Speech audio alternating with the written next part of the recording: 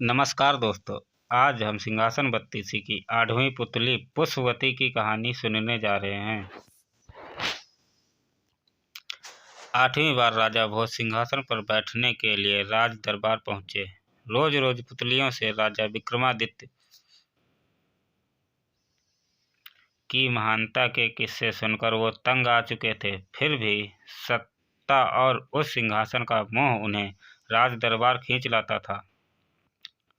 इस बार उन्हें 8वीं पुतली ने राजा विक्रमादित्य के सिंहासन पर बैठने से रोक दिया और उनकी महानता का एक किस्सा सुनाया। राजा विक्रमादित्य को अपने दरबार में सुंदर चीजें रखने का शौक था। एक दिन उनके दरबार में एक बढ़ई आया। उसके पास साज सज्जा के कई सामान थे। बढ़ई को देखते ही दरबान उसे सीधा राजा के पास लेकर गया। राजा विक्रमादित्य ने उसे देखकर पूछा, क्या आपके पास ऐसा कुछ है जो इस महल की शोभा बन सके या फिर हमारे काम आ सके? बढ़ई ने कहा, महाराज, सामान तो बहुत है, लेकिन आपके लायक यह काठ का घोड़ा लगता है। राजा ने दूर से उसे देखा तो वह लकड़ी का घोड़ा नहीं, असली घोड़ा लग रहा था। कुछ देर सोचने के बाद विक्रमादित्य ने बढ़ई से पूछा, जरा इसकी खूबियां तो बताओ। उनके सवाल के जवाब में बढ़ई ने कहा, हे राजन, आप इसे देख ही चुके हैं। इसे कुछ ऐसे बनाया गया है कि यह असली घोड़ा लगता है। साथ ही इस पर कोई सवार हो जाए तो यह इतनी तेज दौड़ता है कि व्यक्ति हवा से बातें करने लगे। इसे ना कुछ खाने की जरूरत पड़ती है और ना किसी तरह के देखभाल की। बिना किसी खर्च के यह आपकी सेवा कर सकता है। राजा यह सब बात सुनकर खुश हुए।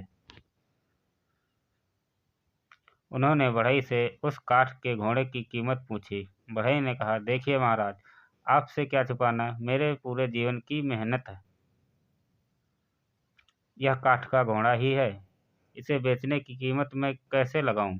आप जान ही गए हैं कि मैंने अपनी पूरी जिंदगी इसे बनाने में दी है।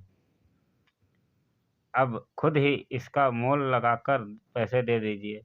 विक्रमादित्य ने तुरंत मंत्री से बढ़ई को 1 लाख स्वर्ण मुद्राएं देने को कहा। इतनी बड़ी कीमत सुनकर बढ़ई का मन प्रसन्न हो गया। इधर बढ़ई 1 लाख स्वर्ण मुद्राएं लेकर अपने घर को चला गया। उधर राजा ने काठ का घोड़ा सुरक्षित तरीके से तबेले में रखने का सेवक को आदेश दिया। कई दिन बीतने के बाद विक्रमादित्य के मन में हुआ कि क्यों न काठ के घोड़े की सवारी की जाए। पता भी चल जाएगा कि घोड़ा कैसा दौड़ता है। उन्होंने अपने मंत्रियों से जंगल विचरण के लिए काठ का घोड़ा तैयार करने को कहा। उसे अच्छे से सजाकर अन्य मंत्री भी राजा के साथ जाने को तैयार हो गए। सभी असली घोड़े पर बैठे और राजा काठ के घोड़े पर बैठ गए। राजा ने घोड़े को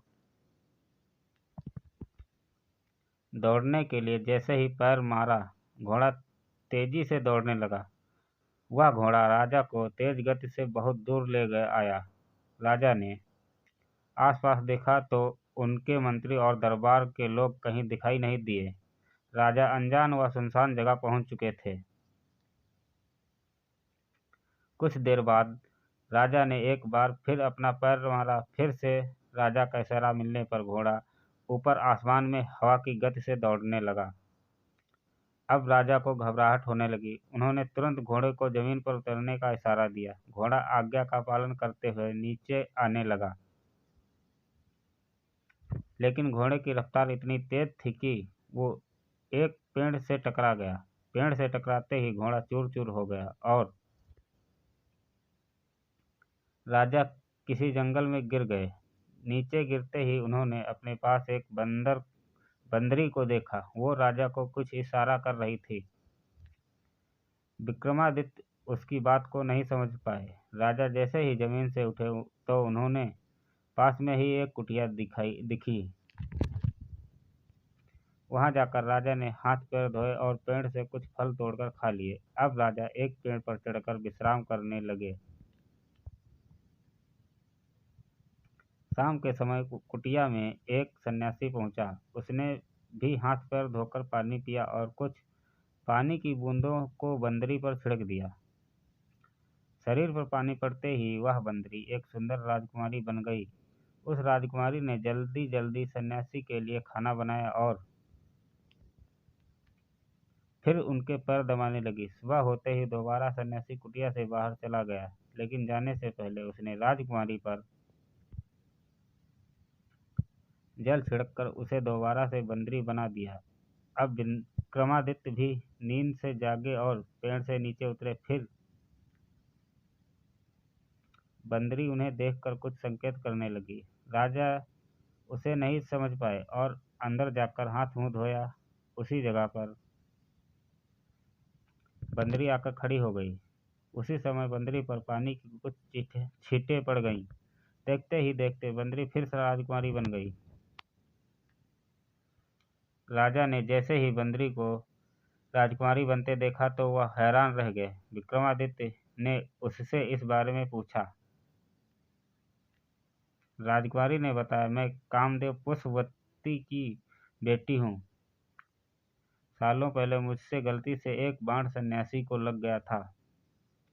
तब उन्होंने गुस्से में मुझे श्राप दे दिया कि मुझे उम्र भर बंदरिया बनकर सन्यासी की सेवा करनी होगी। मैंने सन्यासी को बहुत समझाया कि तीर उन्हें गलती से लगा था, लेकिन गुस्से में उन्होंने मेरी एक नहीं सुनी। कुछ देर बाद सन्यासी ने बताया कि राजा विक्रमादित्य आकर मुझे इस श्राप से मुक्ति दिलाएंगे और पत्नी बनाकर अपने साथ हमेशा रखेंगे, लेकिन ऐसा तभी हो पाएगा जब सन्यासी से मुझे कुछ भेंट में मिले। राजा विक्रमादित्य सब कुछ समझ गए। उस राजकुमारी की परेशानी को देखकर उन्होंने उसे शाम को सन्यासी से उपहार मांगने को कहा और संग ले जाने का वादा कर दिया। इसके बाद राजा ने उस राजकुमारी पर पानी डालकर उसे दोबारा बंदरी बना दिया। शाम को फिर सन्यासी घर आया और उसने बंदरी पर पानी छिड़ककर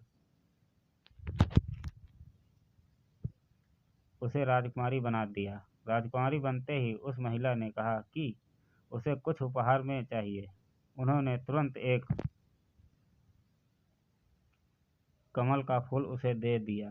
सन्यासी ने राजकुमारी को बताया कि यह फूल कभी नहीं मुरझाएगा और रोज एक विशेष रत्न देगा। फिर सन्यासी ने कहा, हे सुंदरी, मुझे पता है विक्रमादित्य यहाँ आ चुके हैं। तुम उन्हें बुला लो और खुशी खुशी उनके राजमहल चली जाओ। इतना सुनते ही राजा स्वयं वहां आ गए और राजकुमारी को अपने संग लेकर जाने के लिए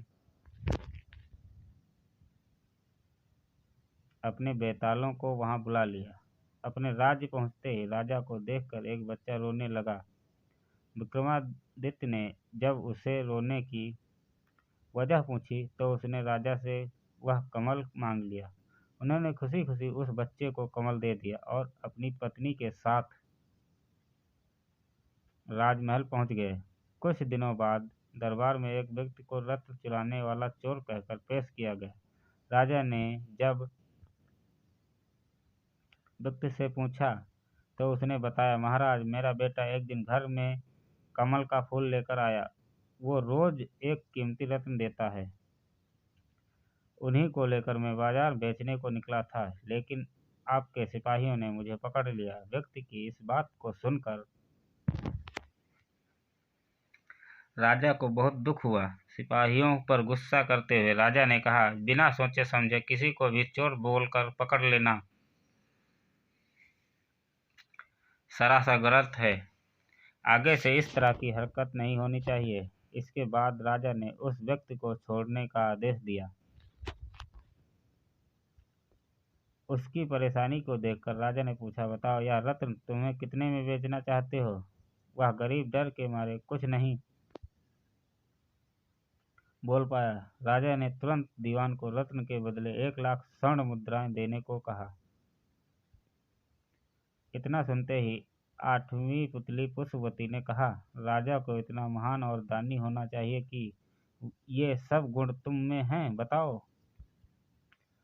अगर ये गुण हैं तभी इस सिंहासन पर बैठना, वरना नहीं। इतना कहकर वह पुतली विक्रमादित्य के सिंहासन से उड़ गई। इस कहानी से हमें यह सीख मिलती है कि बिना सोचे समझे किसी पर आरोप नहीं लगाना चाहिए। सिंहासन बत्तीसी की और भी कहानियाँ सुनने के लिए हमारे चैनल को लाइक, शेयर, सब्सक्राइब करके घंटी को दबाना ना भूलें। धन्यवाद।